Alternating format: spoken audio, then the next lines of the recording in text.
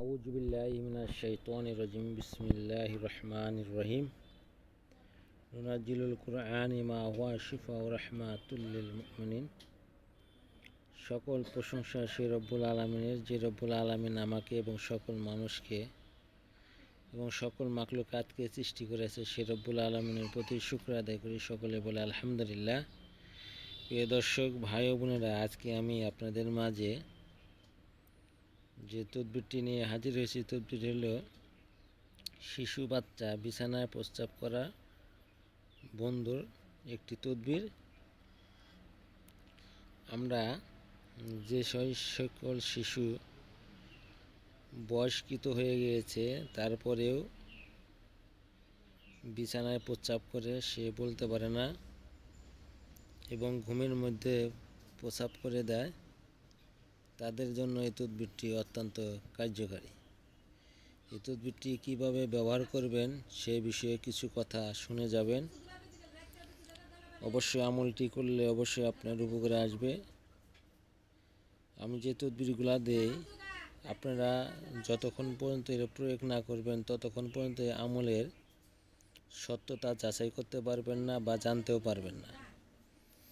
যখন আমলটা আপনারা করবেন তখনই এই সত্যতা যাচাই করতে পারবেন এবং আমল সম্পর্কে আপনারা জানতে পারবেন।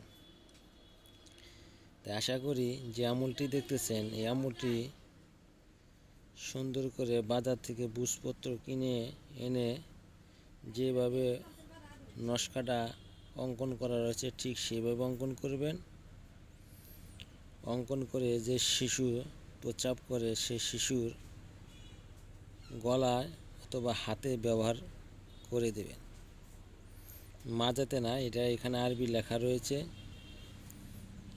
যে আরবি লেখাগুলো আপনি মাজায় দিলে প্রস্রাব বললে আপনি গুনাহগার হতে পারেন।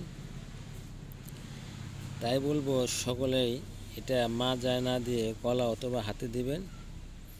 এই তদবিরটি লিখতে হবে আপনাকে সকালে যখন সূর্য উদয়িত হয়, সুবে সাদেকের সময় এটা লিখবেন এবং এই তদবিরটি পাক ও পবিত্র হয়ে লেখার চেষ্টা করবেন।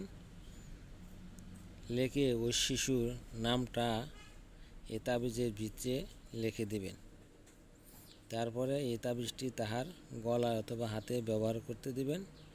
ইনশাল্লাহ আশা করি সে প্রস্রাব থেকে রেহাই পাবে এবং আপনারা সুস্থ পাবেন এবং আপনাদের শিশু নিরাপদ থাকবে, গনোরিয়া রোগ থেকে মুক্তি পাবে।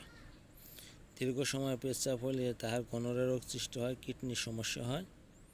তাই আশা করি আমার কথাগুলো সকলে মনোযোগ সহকারে শুনছেন এবং এই তদবিরটি করার চেষ্টা করুন। যারা চ্যানেলটি সাবস্ক্রাইব করেন না, সাবস্ক্রাইব করে দিবেন এবং আমার সাথে থাকবেন। আমি আপনাদেরকে পরবর্তী নতুন আরও ভিডিও নিয়ে হাজির হব, যাতে আপনারা দেখতে পারেন এবং সেটা থেকেও কিছু উপকৃত হতে পারেন। আসসালামু আলাইকুম।